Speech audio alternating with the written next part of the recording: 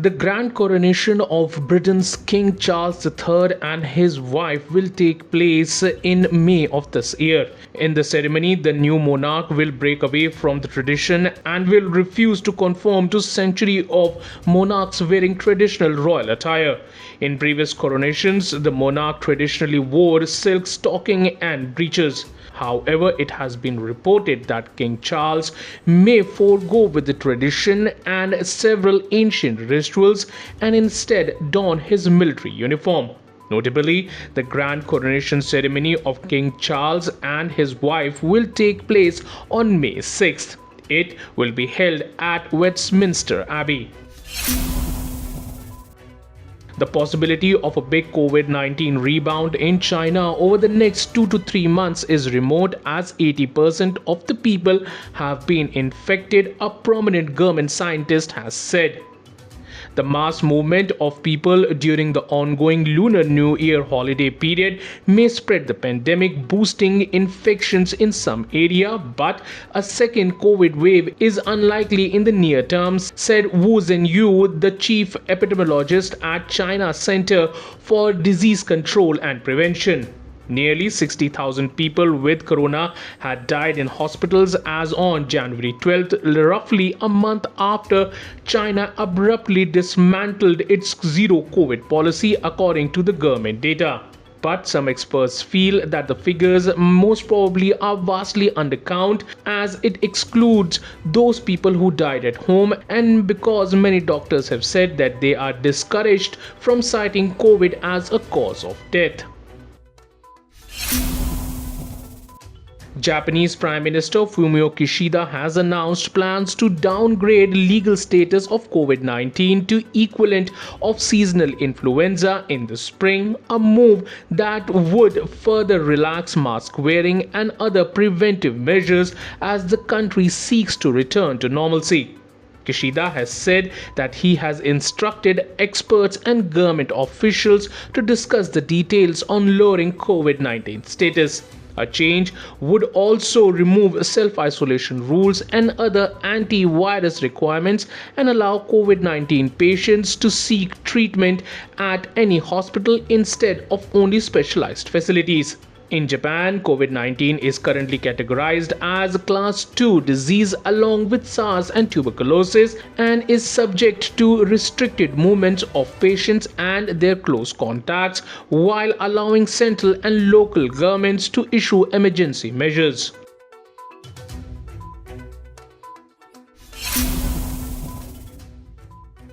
Chinese President Xi Jinping held a video conversation with soldiers stationed along the India-China border in eastern Ladakh and inspected their combat readiness. Xi, who is also General Secretary of the ruling Communist Party of China and Commander-in-Chief of PLA, in his remark to the troops referred to how in recent years area has been constantly changing and how it had impacted the army.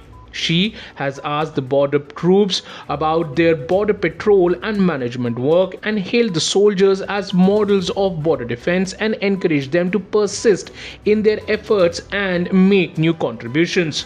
Eastern Ladakh is the region where the standoff erupted on May 5, 2020 between India and China following a violent clash in the Pangong Lake area. New Zealand's Prime Minister Jacinda Ardern resigned in an unexpected announcement that came as she confirmed a national election for October. At the party's first caucus meeting of the year on Thursday, Ardern said that she no longer had enough in the tank to do the job and added that it's time. Her term as the Prime Minister will conclude no later than 7th of February, but she will continue to be an MP until the elections this year. Ardern said that she had reflected over the summer break on whether she had the energy to continue in the role and has concluded that she did not. Chris Hipkins is said to be the next Prime Minister of New Zealand, announced the country's Labour Party. Twitter Inc. plans to lay off 50 workers in the social media site's product division in the coming weeks. The layoff, which comes 6 weeks after top boss Elon Musk reportedly told staff that there would be no further cuts, could reduce the company's headcount to under 2,000, according to reports. Musk took over Twitter in October and swiftly moved through a number of product and organizational changes. The company rolled out Twitter verified blue check mark as a paid service and also laid off about 50% of its staff. Musk said in November that Twitter was facing a massive drop in revenue as advertisers have dropped out. Twitter's revenue for the fourth quarter fell about 35% to $1.025 billion, a top ad executive revealed at a staff meeting. Ukraine's interior minister died in a helicopter crash near Kiev. 16 others, including 2 children, also died in the incident. Officials said that the helicopter crashed near a kindergarten outside the capital, Kiev. Among the dead were several top officials of the Interior Ministry, including the Interior Minister and his first deputy minister. 22 people were hospitalized, including 10 children.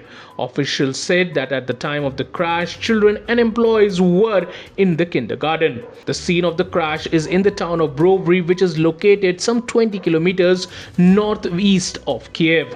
Russian and Ukrainian forces fought for the control of the area in the early stages of Moscow's invasion until Russia's troops withdrew in early April.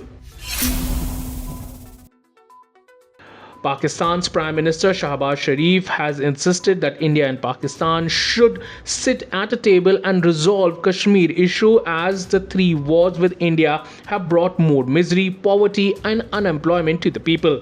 During a televised interview, Sharif said, and I quote, "My message to the Indian leadership and Prime Minister Narendra Modi is that let us sit down at the table and have serious and sincere talks to resolve our burning issues like Kashmir." In a message to his counterpart, PM Narendra Modi, Sharif said, and I again quote, "We want to elevate poverty, achieve prosperity and provide education and health facility and employment to our people and not waste our resources on bombs and ammunition. That is the message I want to give to the Prime Minister of India."